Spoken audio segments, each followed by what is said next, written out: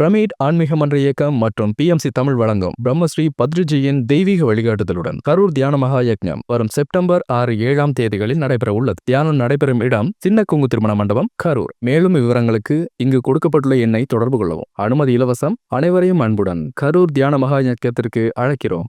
என்னங்கிறத நம்ம ரெடி பண்ணாம பல்லுக்கு வைத்தியம் பண்றோம். அந்த பல்லுக்கு அதை ரிமூவ் பண்ணிட்டு அந்த ரூட் கெனால் பண்ணிட்டு இட் இஸ் கொஞ்சம் கொஞ்சமா டெவலப் ஆகி இன்னைக்கு அவ்வளோ பெருசா வித்தின் ஒரு 3 monthsல இவ்வளோ பெருசாயிருக்கு. இதுக்கு ஏதாவது சம்பந்தம் இருக்கா? பற்கள் அப்படிங்கிறது ஒவ்வொரு உள்ளுறுப்புகளோடையும் சம்பந்தமானது.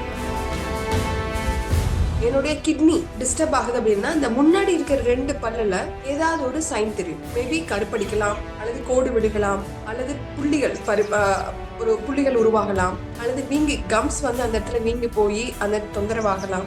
ஸோ இது பல்லோட பிரச்சனை அல்ல. நாடியும் பாத்தீங்க அப்படின்னா இந்த பிரஸ்ட் நிப்பிள் சுத்தி போகக்கூடிய நாடி பாத்தீங்க அப்படின்னா வயிறு நாடி. அந்த வயிறு நாடி பிளாக் ஆகி அதுல கட்டிகள் உருவாயிருக்கு. அப்படின்னா என்ன அர்த்தம் அப்படின்னம்னா வயிறு நாடி ரொம்ப நாளா பிரச்சனை இருக்கு, அது பல்லுல எக்ஸ்பிரஸ் பண்ணிருக்குது. அந்த பல்ல நம்ம சரிப்படுத்திடுறோம் நினைச்சிட்டு பட் இந்த ரூட் காஸை நம்ம மிஸ் பண்ணிருக்கிறோம். அதனால என்ன ஆகுது, பல்லு அந்த ஸ்டிமுலேஷனுடைய வெளிப்பாடு அந்த நாடிகளில் போய் அது பிளாக்ஸ் கிரியேட் பண்ணி ஓவர் ஆக்டிவேட் இருக்கிறதுனால அந்த நாடி என்ன பண்ணுது, இந்த நாடி மூலமா வயிறுக்கு டூ மச் ஸ்டிமுலேஷன் போயிடக்கூடாதுங்கிறதுக்கு அப்ப அந்த நாடி பிளாக் பண்ணிக்குது. அப்படி பிளாக் பண்றதுனால அந்த வயிற்றுக்கு வர வேண்டிய சர்க்குலேஷன்ஸ் எல்லாமே அங்க கனெக்ட் ஆகி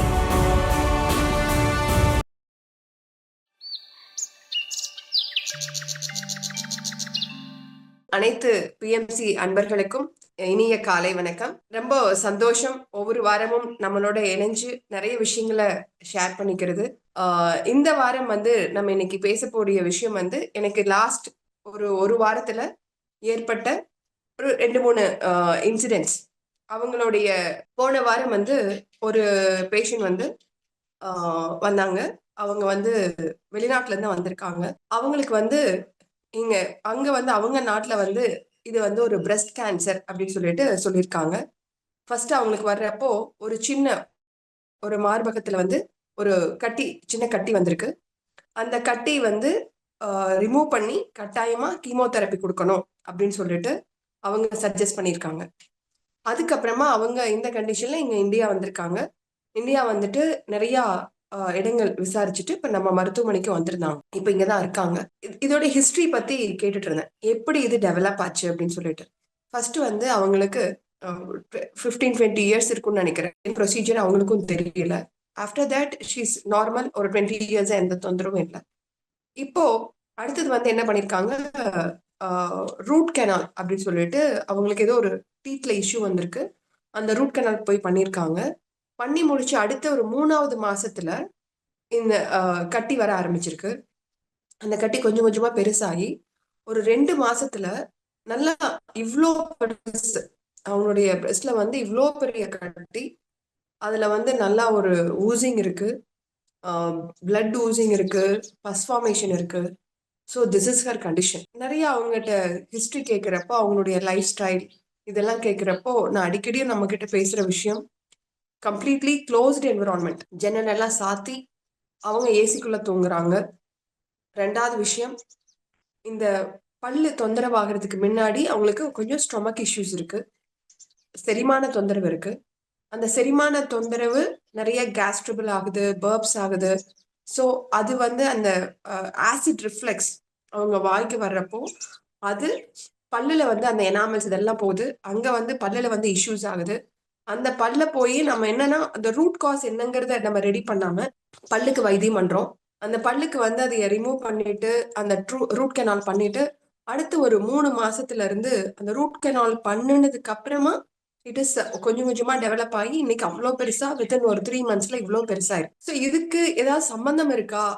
என்னடா முழங்காலுக்கும் மொட்டத்தலைக்கு முடிச்சு போற மாதிரி இருக்குன்னு நம்ம நினைப்போம். ஆனா இங்க புரிஞ்சுக்க வேண்டிய விஷயம், பற்கள் அப்படிங்கிறது ஒவ்வொரு உள்ளுறுப்புகளோடையும் சம்பந்தமானது. முன்னாடி இருக்கக்கூடிய 2 பல் பாத்தீங்க அப்படின்னா சிறுநீரகத்தோட சம்பந்தமானது. உள்ள இருக்கக்கூடிய பற்கள் பாத்தீங்கன்னா அந்த லாஸ்ட்ல இருக்கிறது பெருங்குடலோட சம்பந்தமானது. அதுக்கடுத்து இருக்கக்கூடியது மண்ணீரலோட சம்பந்தமானது, ஸ்டொமக்கோட சம்பந்தமானது. ஸோ ஒவ்வொரு பற்களுக்கும் உள்ள இருக்கிற உறுப்புகளுக்கும் சம்பந்தம் இருக்கு. இப்ப நம்மளுக்கு பல்லுல பிரச்சனை அப்படின்னு வச்சுக்கோங்களேன், அது எல்லா அந்த பற்களுக்கும் தான் அந்த ஆசிட் வந்து எக்ஸ்போஸ் ஆகுது. எல்லா பற்களுக்கும் ஒரே மாதிரி தான் நம்ம பல் விளக்குறோம். எல்லா பற்களுக்கும் தான் நம்ம பிரஷ் பண்றோம். ஆனா ஏன் பர்ட்டிகுலர் சில பற்களுக்கு மட்டும் அந்த தொந்தரவு வருது? அந்த கிருமி ஏன் அந்த பல்லுல மட்டும் போய் தாக்குது? அந்த பற்களுக்கும் அந்த உள்ள இருக்கிற உறுப்புகளுக்கும் சம்பந்தம் இருக்கு. அந்த உள்ள இருக்கிற உறுப்பு எது டிஸ்டர்ப் ஆகுதோ, இப்போ உதாரணத்துக்கு என்னுடைய கிட்னி டிஸ்டர்ப் ஆகுது அப்படின்னா, இந்த முன்னாடி இருக்கிற 2 பல்லுல ஏதாவது ஒரு சைன் தெரியும். மேபி கருப்படிக்கலாம், அல்லது கோடு விழுகலாம், அல்லது புள்ளிகள் ஒரு புள்ளிகள் உருவாகலாம், அல்லது வீங்கி கம்ஸ் வந்து அந்த இடத்துல வீங்கி போய் அந்த தொந்தரவாகலாம். சோ இது வந்து பல்லோட பிரச்சனை அல்ல. நான் இங்க ஆணித்தரமா சொல்ல விரும்புறது வந்து இதுதான். பற்கள்ல பிரச்சனை வருதுன்னா, அந்த பற்கள்ல வந்து எக்ஸ்பிரஸ் ஆகுது. அது வந்து வெளிப்படுதே ஒழிய, it is not the original root cause. அதோடைய ஒரிஜினல் ரூட் காஸ் பாத்தீங்கன்னா, நம்ம நிறைய பேர் நினைச்சுக்கிறோம், நம்ம ப்ராப்பரா பல்லு விளக்குல அல்லது அந்த பல்லு அந்த இடுக்குல போய் ஏதாவது ஒரு சிக்கிடுச்சு, அதாவது நம்மளுக்கு மேபி பல் சந்துகள்ல போயிட்டு நம்ம சாப்பிட்ட உணவுகள் வந்து ஏதாவது ஒண்ணு போய் சிக்கிடுச்சு, அதனால எனக்கு இந்த தொந்தரவு வருது அப்படின்னு நினைச்சிட்டு நிறைய பேரு பற்களை சுத்தம் பண்றதுக்கு, கார்கிலிங் பண்றதுக்கு, ஆர் ரின்சிங் அந்த மாதிரி நிறைய விஷயம் கட்டாயமா அதுவும் தேவை. நம்ம பற்களை வந்து சரியா பராமரிக்கணும், அதுல மாற்று கருத்தே கிடையாது. அது சரியா பண்ணணும். அதோட லாங் டைமா ஒரு பர்டிகுலர் ஏரியால வந்து நம்மளுக்கு இஷ்யூஸ் வருது அப்படின்னம்னா, கட்டாயமா அந்த உறுப்பு எந்த உறுப்புன்னு பார்த்து நம்ம அதுக்குரிய வாழ்வியல் முறையை சரிப்படுத்தணும். சோ இவங்களுக்கு பாத்தீங்க அப்படின்னம்னா, வயிறுக்குரிய அந்த பற்கள்ல தான் அந்த பிரச்சனையா இருக்கு. நாடியும் பாத்தீங்க அப்படின்னா, இந்த பிரஸ்ட் நிப்பிள் சுத்தி போகக்கூடிய நாடி பாத்தீங்க அப்படின்னா வயிறு நாடி. அந்த வயிறு நாடி பிளாக் ஆகி அதுல வந்து கட்டிகள் உருவாயிருக்கு. அப்படின்னா என்ன அர்த்தம் அப்படின்னம்னா, வயிறு நாடி ரொம்ப நாளா பிரச்சனை இருக்கு. அது பல்லுல எக்ஸ்பிரஸ் பண்ணிருக்குது. அந்த பல்ல நம்ம சரிப்படுத்திடுறோம்னு நினைச்சிட்டு, பட் இந்த ரூட் காஸை நம்ம மிஸ் பண்ணியிருக்கிறோம். அதனால என்ன ஆகுது, பல்லு டச் பண்ணோன்னு அந்த நாடியை வந்து நம்ம ஓவரா தூண்டி விட்ட மாதிரி. அந்த ரூட் கனால் பண்ணோன்னு அங்க வந்து நிறைய என்ன பண்ணுவாங்க, அந்த ரூட் கனால்ல அந்த பல்ல எல்லாத்தையும் வந்து உரைச்சு எடுப்பாங்க. ஏன்னா அதுக்கு கேப் போடணும்.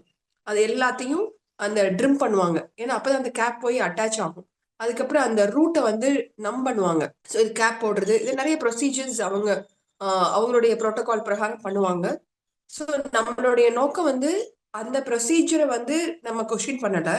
ஆனா அது என்ன பண்ணுது அப்படின்னம்னா, அந்த ப்ரொசீஜர் பண்ண பண்ண அந்த பல்லுக்குரிய உறுப்பு அதீதமா அக்ரவேட் ஆகி தூண்டப்பட்டு ஓவர் ஸ்டிமுலேட் ஆகி அந்த ஸ்டிமுலேஷனுடைய வெளிப்பாடு அந்த நாடிகள்ல போய் அது பிளாக்ஸ் கிரியேட் பண்ணி ஓவர் ஆக்டிவேட் இருக்கிறதுனால அந்த நாடி என்ன பண்ணுது, ஓ இந்த நாடி மூலமா வயிறுக்கு வந்து டூ மச் ஸ்டிமுலேஷன் போயிடக்கூடாதுங்கிறதுக்கு அப்ப அந்த நாடி பிளாக் பண்ணிக்குது. அப்படி பிளாக் பண்றதுனால அந்த வயிற்றுக்கு வர வேண்டிய சர்க்குலேஷன்ஸ் எல்லாமே அங்க வந்து கலெக்ட் ஆகி அது கட்டிகளாக மாறுது. ஒரு 3 மந்த்ஸ்க்குள்ள பாத்தீங்கன்னா அவங்களுக்கு அவ்வளவு பெரிய சேஞ்சஸ்.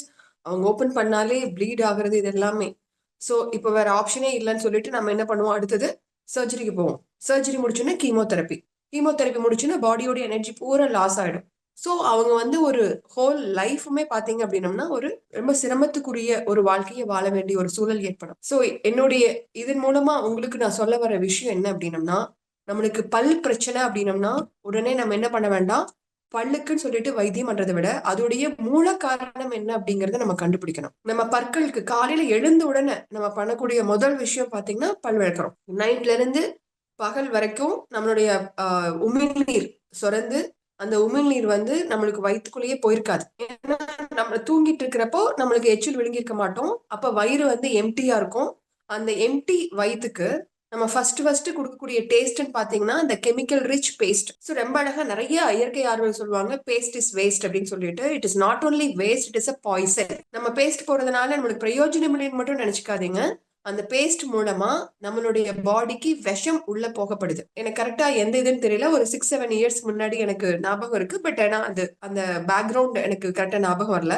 ஒரு சின்ன வயசு பையன், ஒரு 10-11 வயசு பையன் இருக்கணும். அந்த பையனுக்கு வந்து கேன்சர் வந்திருக்கு, லங் கேன்சர். ஸோ இந்த லங் கேன்சர் அந்த 11 வயசு பையனுக்கு எப்படி வர்றதுக்கு வாய்ப்பு இருக்கு அப்படின்னு சொல்லிட்டு அவங்க ரிவ்யூ பண்றாங்க. அதுல வந்து அனலைஸ் பண்றப்போ என்ன ஆகுது அப்படின்னம்னா, அந்த அவன் யூஸ் பண்ணக்கூடிய பேஸ்ட்ல நிக்கோட்டின் கண்டென்ட்டும் ஃப்ளூரைட் கண்டென்ட்டும் ரொம்ப ஜாஸ்தியா இருக்கு. So it is equivalent to ஒரு தினசரி ஒரு 4-5 சிகரெட் குடிக்கிற அளவுக்கு அந்த நிக்கோட்டின் கண்டென்ட் அதுல இருக்கு. ஃப்ளூரைடும் எக்ஸஸா இருக்கு. இது ரெண்டுமே வந்து நம்மளுடைய பாடியில வந்து அப்சார்பிங் நேச்சர் அதாவது நிக்கோட்டினுடைய அப்சார்பிங் நேச்சர் அதிகமாகிறதுக்கு வாய்ப்பு இருக்கு. அவன் வந்து காலையில ஒரு தடவை ப்ரஷ் பண்ணுவான், நைட் ஒரு தடவை ப்ரஷ் பண்ணுவான். இப்படி 2 டைம்ஸ் ப்ரஷ் பண்றப்போ அந்த நிக்கோட்டின் பிளஸ் ஃப்ளூரைட் அது நம்மளுடைய வாய்க்குள்ள போகுது. ஸோ நம்ம நிறைய பேர் வந்து குழந்தைகளுக்கு என்ன சொல்லுவோம், காலைல எந்திரிச்சுன்னா ப்ரஷ் பண்ண பல் தேய்க்கணும். அது நல்லா அந்த பேஸ்ட் பாத்தீங்க அப்படின்னம்னா அந்த ஃபுல் ப்ரஷஸ் அதுல போட்டு அதுல வந்து நம்ம குட்டிக்கு வந்து பல் தேய்ச்சி விடுவோம். அதோட சேர்ந்து இதோட சேர்ந்து இது வந்து இந்த நிக்கோட்டின் உள்ள போய் அந்த குழந்தைக்கு வந்து லங்ல வந்து கேன்சர் வந்திருக்குன்னு சொல்லிட்டு அதை கண்டுபிடிச்சு அந்த சமயத்துல எல்லா இந்த நிக்கோட்டின் கண்டென்ட் இருக்கக்கூடிய பேஸ்ட் எஸ்பெஷலி கோல்கேட் மாதிரி நிறைய பேஸ்ட் எல்லாத்தையும் பேன் பண்ணாங்க. ஆனா அதே இது வந்து வேற காம்போனன்ட் அப்படின்னு சொல்லிட்டு இன்னைக்கு நம்மளுக்கு வந்து உப்பு சேர்த்து கொடுத்துருக்குறோம், நாங்க வந்து உங்க பேஸ்ட்ல வந்து உப்பு இருக்கா கறி இருக்கா அப்படின்னு சொல்லிட்டு இப்ப வந்து புதுசு புதுசா அதை வந்து activated charcoal rich, neem rich, இந்த மாதிரி எல்லாம் நிறைய வந்து இன்னைக்கு நம்மளுக்கு கொடுக்குறாங்க. ஸோ இது வந்து அதே பிராண்ட் அதே காம்பனன்ட்ஸ் வித் ஆடட் இன்னொரு 1-2 இன்கிரீடியன்ட்டை போட்டுட்டு அந்த இன்கிரீடியன்ட்டை டாமினண்டா நம்ம சொல்லி இன்னைக்கு கொடுக்குறாங்க. ஸோ நம்மளும் இன்னைக்கு காலையில் எழுந்தோன்னா நம்ம முகம் முழிக்கிறது அந்த பேஸ்ட்ல தான் முகம் முழிக்கிறோம். ஸோ இங்க புரிஞ்சுக்க வேண்டிய விஷயம், நம்மளுடைய வயிறு அப்படிங்கிறது ரொம்ப ரொம்ப ஒரு சென்சிட்டிவானது. Lungs very sensitive. நம்மளுடைய உமிழ்நீர் அந்த பேஸ்ட் படுறப்போ அந்த உமிழ்நீர் மூலமாக நம்ம வயிற்றுக்குள்ள போகுது, ஹார்ட்டுக்கு போகுது.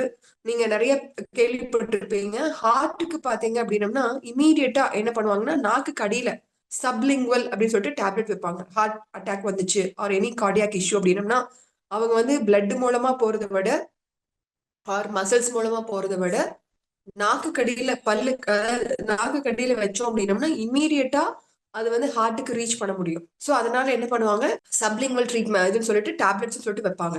ஸோ இப்ப புரிஞ்சுக்கோங்க எந்த அளவுக்கு நம்ம உமிழ்நீர் வழியா ஹார்ட்டுக்கு அந்த கெமிக்கல்ஸ் வந்து பாஸ் ஆக முடியும்.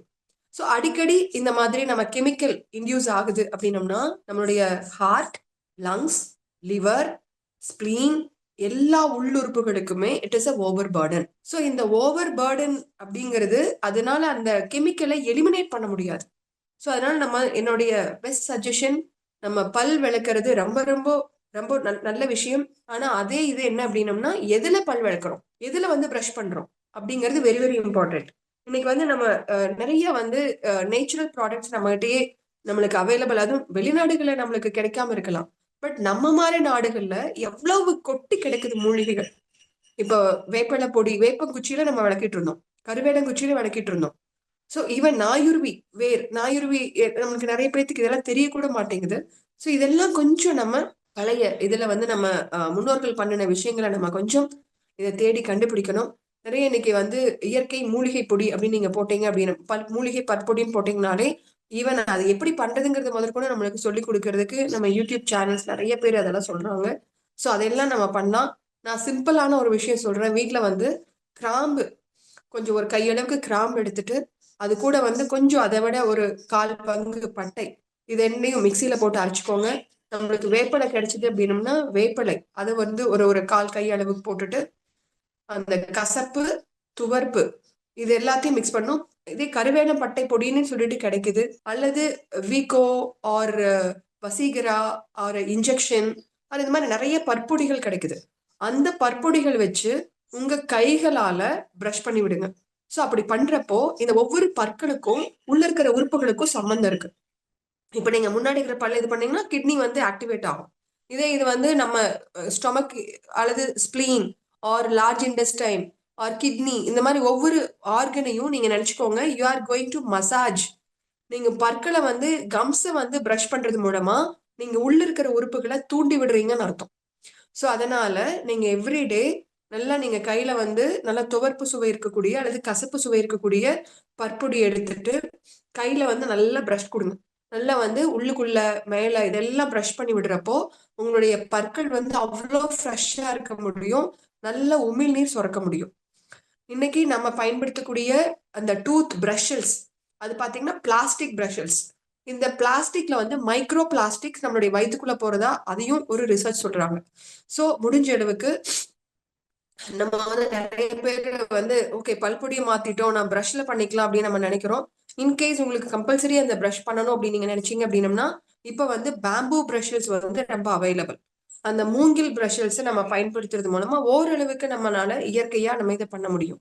ஸோ இது வந்து வெரி இம்பார்ட்டன்ட். நம்மளுடைய பல் வந்து பாதுகாத்துக்கிறதுக்கு பண்ணக்கூடிய அந்த பொருள் அது இம்பார்ட்டன்ட். ரெண்டாவது விஷயம் வந்து எண்ணெய் கொப்பளிக்கிறது. நம்ம வந்து ஒரு கால் வாய் அளவுக்கு நல்லெண்ணெயோ அல்லது தேங்காய் எண்ணெய் எது அவைலபிளா இருக்குதோ அந்த எண்ணெயை வந்து வாயில ஊத்திட்டு நல்லா கார்கிள் பண்ணிட்டு இந்த மாதிரி நல்லா வாயில வச்சு கார்கிள் பண்ணீங்க அப்படின்னம்னா நம்ம எங்காவது இந்த பல் இடுக்குகள்ல வந்து ஏதாவது தேங்கி இருக்கக்கூடிய சின்ன சின்ன ஒருவேளை கருவேப்பிலையா இருக்கலாம் அல்லது ஏதாவது முருங்கைக்காய் இது பண்ண அந்த சக்கையா இருக்கலாம் ஆர் எனிதிங் எது வாயில ஒட்டிட்டு இருந்துச்சுன்னா கூட அது எல்லாமே லூசன் ஆகி வெளியில வர்றதுக்கு வாய்ப்பு இருக்கு. அதோட சேர்ந்து நல்ல நம்ம ஆயில் பூல் பண்றப்ப நம்மளுடைய இந்த சீக் மசில்ஸ் வந்து ரொம்ப ஸ்ட்ராங்கா இருக்கும். உமிழ்நீர் சுரப்பிகள் நல்லா ஆக்டிவேட் ஆகும். இதுவே உள்ள இருக்கிற இன்டர்னல் ஆர்கன்ஸையும் ஸ்ட்ரென்தன் பண்ணும். So oil pulling is the best one. நீங்க அந்த எண்ணெய் வந்து எதை பயன்படுத்தணும் அப்படிங்கிறது வெரி இம்பார்ட்டன்ட். நீங்க பயன்படுத்தக்கூடிய எண்ணெய் வந்து செக்கில் ஆட்டின எண்ணெயா இருக்கணும். இன்னைக்கு ஏன்னா அந்த எண்ணெயில ரீஃபைண்ட் ஒயிட் ஆயில் பயன்படுத்துறாங்க. அந்த ரீஃபைண்ட் ஒயிட் ஆயில் அப்படிங்கிறது என்ன? It is not refined, it's white oil, petroleum oil. இந்த எண்ணெயெல்லாம் கலப்படம் பண்ணுவாங்க இல்லைங்களா? அந்த கலப்படத்துக்கு வந்து என்ன பயன்படுத்துறாங்க அப்படின்னம்னா நம்ம பெட்ரோல் க்ரூட் ஆயில்ல வந்து அதை வந்து தனியா பிரிச்சு எடுக்கிறப்போ அதுல வந்து ஒரு ஒயிட் ஆயில் அப்படிங்கிறது கலர்லெஸ் ஆயில் கிடைக்கும். அது வந்து ஒரு லிட்டர் பார்த்தீங்கன்னா ஒரு ₹7 ₹10 அந்த ரேஞ்சில் கூட பல்க்ல கிடைக்குது. ஸோ அந்த ஆயில் வந்து அதுதான் நம்மளுக்கு வேசலினா பயன்படுத்துறோம். ஆர் நம்மளுக்கு வந்து இந்த பெட்ரோலியம் ஜெல்லின்னு சொல்லிட்டு ஸ்கின்னுக்கு பயன்படுத்துவாங்க. அது வந்து ஸ்கின் ட்ரை ஆகாம இருக்கிறதுக்கு அப்படின்னு சொல்லிட்டு அதே ஆயில் தான் வந்து இன்னைக்கு வந்து இந்த தீபம் எண்ணெயில ஆர் நல்லெண்ணெய்ன்னு சொல்லிட்டு அந்த எல்லா நிறைய இதுல பாத்தீங்க அப்படின்னா அந்த ஆயிலை வந்து மிக்ஸ் பண்றாங்க. இந்த ஆயில் வந்து ஃபியூம் ஆகுறப்பவும் கெடுதல். நம்ம தீபம் எண்ணெய்க்கு போடுறீங்க அப்படின்னம்னா அந்த ஃபியூம்ஸ் போச்சு அப்படின்னம்னாலும் நம்ம லங்ஸை கெடுக்குது. அதனால எக்காரணத்து கொண்டும் நம்ம நினைச்சுக்கிறோம் நம்ம சாமிக்கு வந்து தீப எண்ணெய் நல்ல எண்ணெய்ன்னு சொல்லிட்டு அந்த காம்பினேஷன் ஆஃப் எண்ணெய்ன்னு சொல்லிட்டு அதை ஊத்துறோம். ஆனா பட் ஹைலி இது வந்து கார்சினோஜெனிக்னா கேன்சரை உருவாக்கக்கூடியது. ரெண்டாவது நம்ம வாங்குற எண்ணெய்கள் வந்து இந்த எண்ணெயை வாங்கி நம்ம எண்ணெய் கொப்பளிச்சோம் அப்படின்னம்னா எகெயின் நம்ம காலையில எழுந்தோம்னு ஒரு பெட்ரோலியம் ப்ராடக்டை நம்ம கெமிக்கலை நம்ம வயிற்றுக்கு இன்ட்ரடியூஸ் பண்றோம். ஸோ அதனால என்னுடைய ஸ்மால் ரெக்வெஸ்ட், நீங்க பக்கத்துல எங்க இருக்கு செக்கில் ஆட்டின எண்ணெய் எங்க இருக்குன்னு சொல்லிட்டு தேடி கண்டுபிடிச்சு அந்த எண்ணெயை வாங்கி நீங்க வந்து கொஞ்சம் ஆயில் பூலிங் பண்ணீங்க அப்படின்னம்னா தட் இஸ் எஃபெக்டிவ், ரொம்ப நல்லது. அதே மாதிரி செக்கில் ஆட்டின எண்ணெயில தீபம் போடுங்க. எக்காரணத்து கொண்டும் இந்த பெட்ரோலியம் எண்ணெயில தீபம் போட்டுறாதீங்க. அது வந்து மிகப்பெரிய கர்ம வினை. நம்ம சாமிக்கு போடக்கூடிய அந்த விளக்கு வந்து அவ்வளவு கெடுதல். அதே மாதிரி இந்த வேக்ஸ்ல பண்ணக்கூடிய நம்ம மெழுகுவர்த்தி பயன்படுத்துறதும் கார்பன் டை ஆக்சைடு அதிகமா ரிலீஸ் பண்ணும். அதனால இது எல்லாமே வந்து கொஞ்சம் கொஞ்சமா நம்ம வீடுகள்ல சேஞ்ச் பண்ணி முடிஞ்ச அளவுக்கு இயற்கையான ஒரு சூழலுக்கு வாங்க. வெளிநாட்டுல இருந்து வந்து அந்த பேஷண்டோடைய இதை பத்தி பேசிட்டு இருந்தோம். அவங்க ஃபர்ஸ்ட் வந்து இந்த ட்ரூத் எக்ஸ்ட்ராக்ட்ல இதை வந்து நம்ம சொன்ன இல்லைங்களா, மசாஜ் பண்றது மூலமா அந்த பர்டிகுலர் ஆர்கன் ஆக்டிவேட் ஆகுது. ஆனா இங்க பாத்தீங்க அப்படின்னம்னா அவங்களுக்கு பண்ண அந்த ரூட் கேனால் ப்ரொசீஜர்ல அப்ப எவ்வளவு ஓவர் ஆக்ட் ஆயிருக்கும். அந்த ஓவர் ஆக்ட் ஆனது விளைவா நான் இதாச்சுன்னு சொன்னேன். அப்ப அவங்களுக்கு அந்த ஸ்டொமக்கோடைய ப்ராப்ளத்தை நம்ம சரி பண்றதுக்கு இப்ப என்ன நாங்க சஜஸ்ட் பண்ணிருக்கோம் அப்படின்னம்னா நிறைய வந்து வெண்பூசணி ஜூஸ், வெஜிடபிள்ஸ், ஸ்வீட் கண்டென்ட்டே உள்ள போகாம வயிற்றுக்கு வந்து அந்த வயிற்றுல இருக்கக்கூடிய மியூகோசா அப்படின்னு சொல்லக்கூடிய அந்த லைனிங்க நல்லா சூதிங் பண்ற மாதிரி நிறைய வெர்ஜின் ஆயில் இதெல்லாம் வந்து ஸ்மூத் பண்ணி பிளஸ் வந்து வெண்பூசணி ஜூஸ், வெள்ளரிக்காய் ஜூஸ் அல்லது சொரக்காய் ஜூஸ், கத்தாழை ஜூஸ், இந்த மாதிரி வந்து நம்ம பேசிட்டு இருக்கிற எல்லா ஜூசஸ் எல்லாத்தையும் நம்ம சாப்பிட்றதுக்காக பிளான் பண்ணி இப்ப நாங்க அந்த ஒர்க்கை ஸ்டார்ட் பண்ணிக்கிறோம். கட்டாயமா நான் உங்களுக்கு அதை அப்டேட் பண்றேன். இந்த விஷயத்து மூலமா நீங்க வந்து கத்துக்க வேண்டிய விஷயங்கள் என்னென்ன அப்படிங்கறத நீங்க வந்து ஃபார்மேட் பண்ணிக்கோங்க. வீட்டுல வந்து நாளைக்கு நம்ம பிரஷ் பண்றதுக்கு என்ன பண்ண போறோம், ஆர் நம்மளுக்கு ஏதாவது பல் பிரச்சனை வந்துச்சு அப்படின்னம்னா அதுக்கு வந்து தீர்க்கறதுக்கு என்ன பண்ணலாம் அப்படிங்கிறது எல்லாமே கொஞ்சம் கான்சியஸா நம்ம வீடுகள் இருக்கிறவங்களுக்கும் இதை வந்து தகவல் சொல்லணும் அப்படிங்கிறது என்னுடைய வேண்டுகோள்.